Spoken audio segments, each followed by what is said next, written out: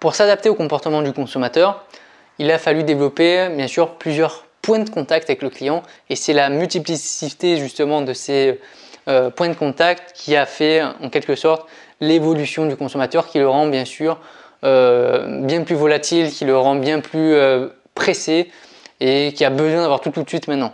Donc 3 enjeux avec les points de contact, avec la multiplication des points de contact, c'est déjà c'est de faire gaffe à ce qu'on appelle la volatilité des clients, c'est-à-dire que les clients ils sont de moins en moins fidèles à une enseigne parce qu'ils ont tellement de choix. Donc le but c'est de multiplier ces contacts avec le client.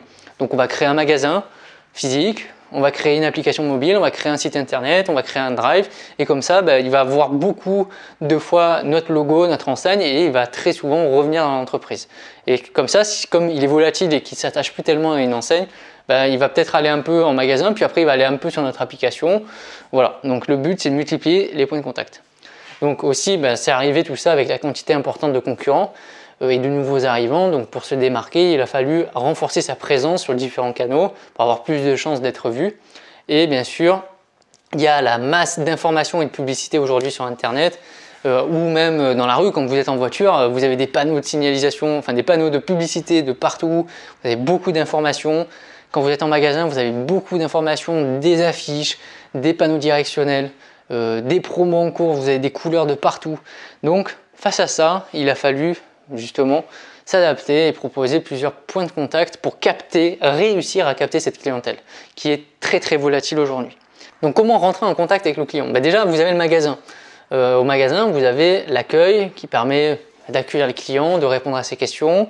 Vous avez un point de contact aussi qui est fait avec les collaborateurs ou les vendeurs en magasin. Donc il va rentrer en contact direct avec le client pour analyser ses besoins. Et vous avez aussi le service après-vente qui est un moyen de contact avec le client.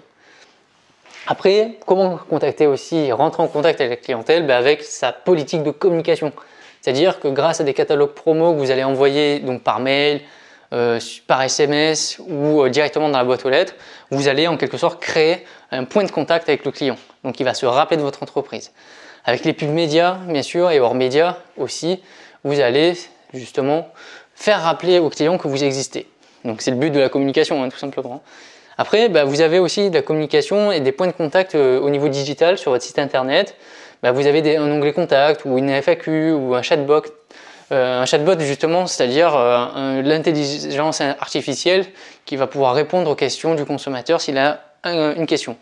Vous avez aussi toutes les publicités digitales qui sont digitalisées avec Facebook Ads ou justement YouTube Ads, enfin Google Ads tout simplement, qui vous permet de créer des publicités et pendant que le client il fait ses recherches ou il joue à un jeu ou autre, il va recevoir des notifications ou des publicités sur les côtés qui vont lui mettre en avant une certaine offre. Et le but, c'est de capter et de rentrer en contact avec ce client pour qu'il vienne sur votre entreprise.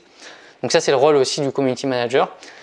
Et vous avez aussi la communication à distance, c'est-à-dire que vous pouvez faire de la prospection téléphonique ou la vente par correspondance. C'est un autre moyen, un autre canal de distribution possible, un autre point de contact possible pour justement capter cette clientèle.